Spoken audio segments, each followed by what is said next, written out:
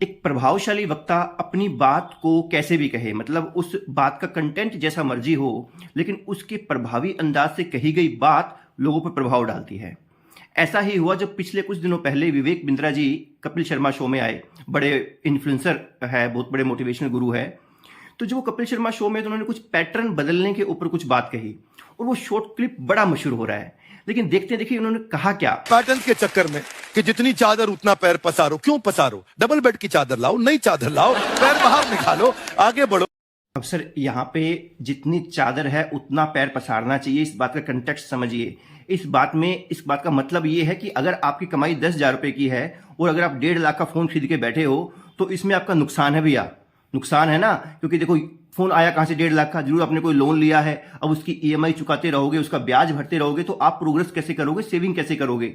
चादर के अंदर पैर रखने का मतलब जितनी आमदनी है उसी हिसाब से खर्चा कीजिए, बचत होती रहेगी, आपकी ग्रोथ के कारण बनेंगे। जब ग्रोथ होगी तब आप बड़ी चादर लेके आ पाएंगे, समझ रहे हैं ना। पैर पहले ही बाहर निकाल लोगे तो बड़ी चादर लेके नहीं आ पाओगे।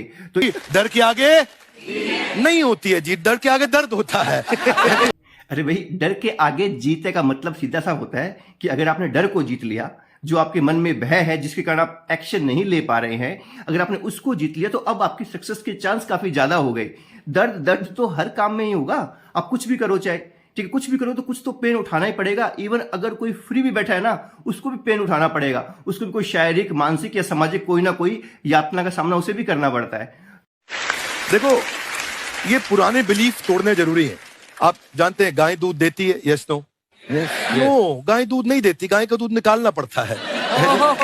अरे भाई, गाय का दूध जितना निकालना इंपॉर्टेंट है उतना ही गाय का दूध देना भी इंपॉर्टेंट है। अगर तो एक ऐसी गाय लीजिए जो अभी दूध देने की अवस्था में नहीं है, जिसने अभी किसी बेबी को प्रोड्यूस नहीं किया है, उससे दूध निकाल कर दिखा दीजिए। तो इसी प्रकार सफलता है, सफलता निकालनी पड़ती है, सफलता अचीव करनी पड़ती है। ऐसा नहीं है भाई, जितनी सफलता अचीव करने में आप में पावर है उतने बाकी फैक्टर्स भी मैटर करते हैं। अभी भगवान ने आपको स्किल दी है, भगवत कृपा है या नहीं है, आसपास के एनवायरनमेंट का सहयोग है या नहीं है, ये सब चीजें मिलके ही आपकी सक्सेस का कारण बनती है।